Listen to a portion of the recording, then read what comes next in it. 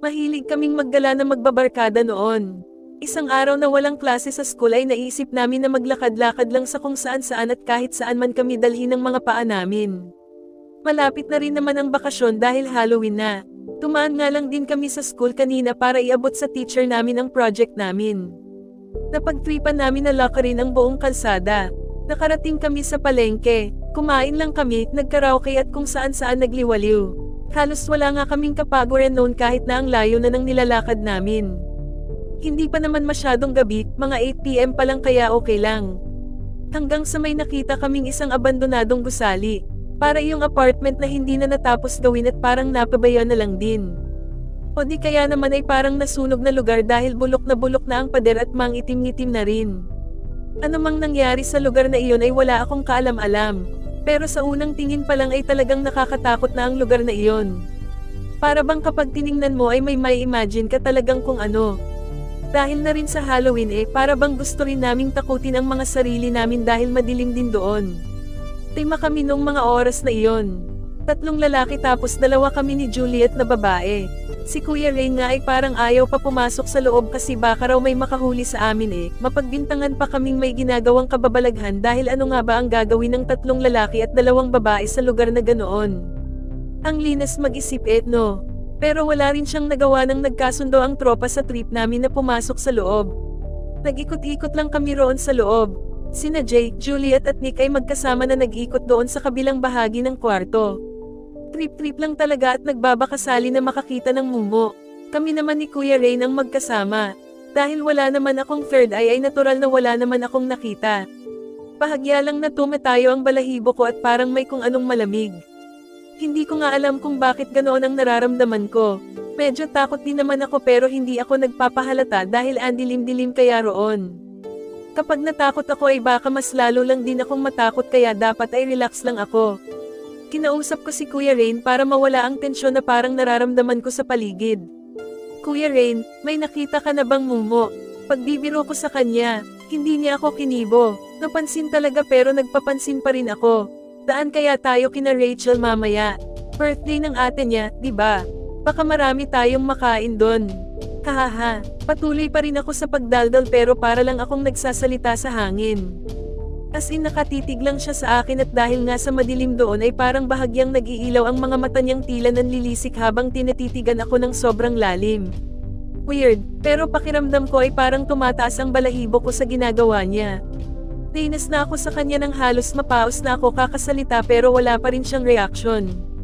Kaya naman nung pinuntahan na kami ni na Juliet ay nanguna pa ako sa pagbaba. Nainis kasi ako kay Kuya Rain napansin ko rin nakasunod pa namin si Kuya Rain. Hay nako, nagsayang lang tayo ng panahon dito, wala naman palang mumo. Saan kaya meron, no? Disappointed na sabi ni Juliet. Hindi ako sumagot at napansin ni Juliet iyon. Bakit ka ba parang iritado riyan, Tinay? Tanong sa akin ni Juliet habang bumababa na kami ng hagdan. Nakakainis kasi si Kuya Rain, hindi ako pinapansin, ang yabang-yabang, akala mo naman ang pogi. Inis na sabi ko sabay lingon kung nasaan na si Rain dahil baka narinig niya ang sinabi ko. Pero napansin ko na parang hindi na nakasunod sa amin sa pagbaba si Kuya Rain. Si Rain, ang ingay-ingay niyo nga kanina tapos hindi ka pa pinansin ang lagay na yon. Nagtatakang tanong nito na ang tinutukoy ay iyong daldalan at tawanan namin ni Kuya Rain nung naglalakad na kami sa kalsada kanina. Hindi, kanina pa siyang dumadaldal nun, napagod yata kaya pagdating doon sa taas ay sobrang tahimik na. Speechless na ang peg niya. Para nga akong may kausap na hangin, Sabi ko na lang na parang medyo kinilabutan dahil hinahanap ng mga mata ko si Kuya Rain na biglang nawala sa dilim. Hindi ko alam pero parang kinukutuban ako. Anong taas hindi naman sumama sa atin sa loob si Rain. Andan siya sa labas, Saka itinuro ni Juliet si Kuya Rain na nasa labas nga at nakapamaywang pahabang para bang inip na inip sa pagbaba nila. Paano kang napunta riyan? Tanong ko na nag-uumpisa ng kilabutan nung malapitan nila ito. Anong papaanong napunta kanina pa ako rito. Kung walang maiiwan dito sa labas sino ang magbibigay ng senadoryos sa inyo sa taas kung bigla na lang may dumating na tao? Teka nga, bakit ba ganyan ang mukha mo? Para kang nakakita ng multo. Ang pangit mo, Tinay. Pang-aasar pa ni Kuya Rain na nakakaloko pang tumatawa.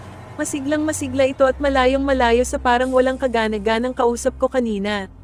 Ako naman ay hindi na makangiti. Puno na ng kaba ang dibdib ko. Niloloko mo ba ako? Kasama kita roon sa taas, Kinakausap pa nga kita pero hindi ka sumasagot. Ano, paanong mangyayari iyon? Nandito lang naman ako. Hindi ako umakyat kahit saglit doon sa taas. Juliet, ano bang problema nito ni Tinay? Sino ang kausap niya dahil siguradong hindi ako iyon? Dinalingan nito si Juliet. Hindi ko alam dyan. Tinay, wala ka namang kasama nung pinuntahan ka naming tatlo kanina, Sigurado ako na mag-isa ka lang doon kaya sino ang sinasabi mo na kausap mo? Parang nahihintakutan na rin na tanong ni Juliet. Hindi na ako makapagsalita ng maayos dahil umakyat na ang kilabot sa buong katawan ko. Nagtataasan ang mga balahibo ko dahil kung hindi si Kuya Ray nang nasa loob sino yung nakausap ko sa taas at malalim kong tumitig sa akin doon sa loob. Nang sinabi ko sa kanila ang lahat ng nangyari sa akin sa taas ay kahit sila ay kinilabutan na rin. Muli kaming tumingin doon sa abandonadong gusali na pinasukan namin kanina.